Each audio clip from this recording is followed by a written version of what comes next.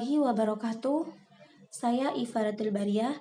Di sini saya akan menjelaskan tentang Sad al-Dzari'ah.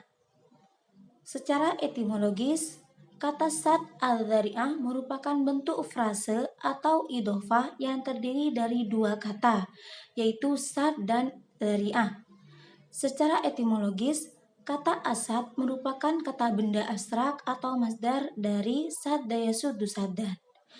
Kata asad tersebut berarti menutup sesuatu yang cacat atau rusak dan menimbun lubang. Sedangkan al-dzari'ah merupakan kata benda atau isim bentuk tunggal yang berarti jalan, sarana, dan sebab terjadinya sesuatu.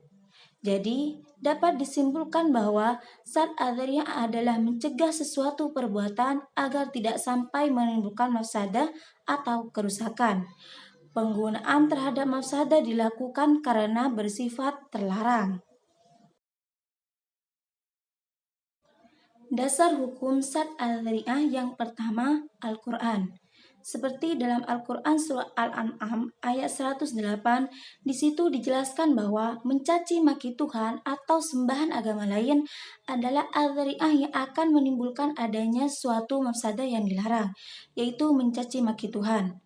Orang yang Tuhannya dicaci kemungkinan akan membalas mencaci Tuhan yang diyakini oleh orang yang sebelumnya mencaci. Karena itulah, sebelum balasan itu terjadi, maka larangan mencaci maki Tuhan agama lain merupakan tindakan pencegahan atau sad al-dzari'ah. Yang kedua, as-sunnah. Seperti dalam hadis Nabi yang menerangkan bahwa mengerjakan perbuatan yang syubhat lebih besar kemungkinan akan terjerumus mengerjakan kemaksiatan daripada kemungkinan dapat memelihara diri dari perbuatan itu. Nah, tindakan yang paling selamat ialah melarang perbuatan yang mengarah kepada perbuatan maksiat itu. Yang ketiga, kaidah fikih, seperti darul mafasidi aula min jalbil masolihi, yang artinya menolak keburukan atau mafsadah lebih diutamakan daripada meraih kebaikan atau maslahah. Macam-macam sad al-dzari'ah menurut kesepakatan ulama. Ibnu Qayyim dan Abu Ishaq Asy-Syatibi membagi al-dzari'ah yaitu yang pertama, dengan memandang kepada akibat dampak yang ditimbulkannya. Abu Ishaq Asy-Syatibi membagi dzari'ah kepada 4 macam, yaitu yang pertama, dzari'ah yang memang pada dasarnya membawa kepada kerusakan seperti meminum minuman yang memabukkan yang membawa kepada kerusakan akal atau mabuk. Perbuatan zina yang membawa pada kerusakan tata keturunan. Yang kedua, dzari'ah yang ditentukan untuk sesuatu yang mubah, namun ditunjuk untuk perbuatan buruk yang merusak, baik dengan sengaja seperti nikah muhal atau tidak sengaja seperti mencaci sembahan agama lain. Yang ketiga, dzari'ah yang semula ditentukan untuk mubah tidak ditujukan untuk kerusakan, namun biasanya sampai juga kepada kerusakan yang mana kerusakan itu lebih besar dari kebaikannya, seperti berhiasnya seorang perempuan yang baru kematian suami dalam masa iddah. Kemudian yang keempat, dengan dzari'ah yang semula ditentukan untuk mubah, namun terkadang membawa kepada kerusakan, sedangkan kerusakannya lebih kecil dibanding kebaikannya. Contoh, dalam hal ini melihat wajah perempuan saat dipinang. Kemudian yang kedua, dari segi tingkat kerusakan yang ditimbulkan. Nah, yang pertama, dzari'ah yang membawa kepada kerusakan secara pasti. Artinya, bila perbuatan dzari'ah itu tidak dihindarkan, pasti akan terjadi kerusakan. Kemudian yang kedua, dzari'ah yang membawa kepada kerusakan menurut biasanya.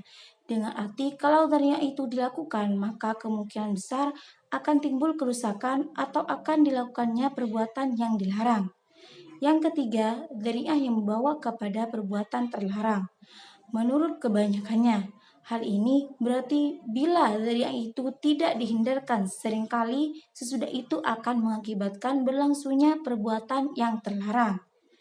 Yang keempat, dzari'ah yang jarang sekali membawa kepada kerusakan atau perbuatan terlarang. Dalam hal ini, seandainya perbuatan itu dilakukan, belum tentu akan menimbulkan kerusakan. Beberapa contoh sad al-dzari'ah yaitu seperti dalam kehidupan sehari-hari. Yang pertama, menanam anggur, meskipun ada kemungkinan untuk dijadikan homer, atau hidup bertetangga meskipun ada kemungkinan terjadi perbuatan zina dengan tetangganya. Yang kedua, larangan menggali sumur di tengah jalan bagi orang yang mengetahui bahwa jalan tersebut biasa dilewati dan akan mencelakakan orang lain. Yang ketiga, memandang perempuan karena bisa menjadi jalan terjadinya zina dan jual beli berjangka karena khawatir ada unsur riba. Sebagian besar ulama berpendapat bahwa Sad al-Dzari'ah dapat dijadikan dalil dalam fikih Islam.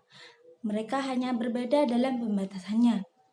Berpegang pada dzari'ah tidak boleh terlalu berlebihan, karena orang yang tenggelam di dalamnya bisa saja melarang perbuatan yang sebenarnya mubah, mandub, bahkan yang wajib, karena terlalu khawatir terjerumus ke jurang kezaliman.